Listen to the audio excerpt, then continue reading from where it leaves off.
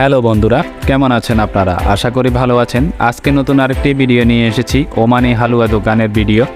তো যেহেতু আমি আজকে দোকানে নেই, আজকে ফ্যাক্টরিতে আছি, আমার কাজ এখানে অনেক, এদেরকে আমি সামলাবো।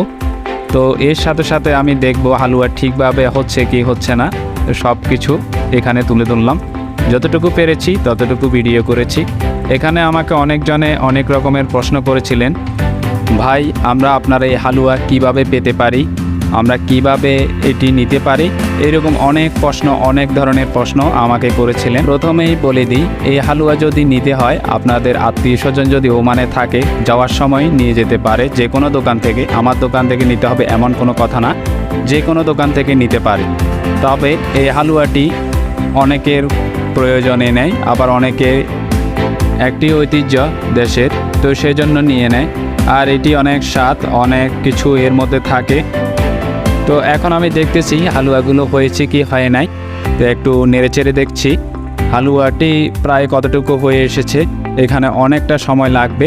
তো অন্যদিকে আমি এই বাটিগুলোতে সাজিয়েছি, এভাবে ঢেলে ঢেলে সাজিয়েছি। এখানে 1 কিলো 2 কিলো অনেক রকমের বাটি আছে, এগুলো সম্পূর্ণ দোকানের জন্য, বাকিগুলো হবে স্পেশালি অর্ডারের জন্য। তো আমার চ্যানেলে যারা ভিডিওটি নতুন দেখছেন, অবশ্যই আমার চ্যানেলটিকে সাবস্ক্রাইব করে দেবেন। ধন্যবাদ সবাইকে।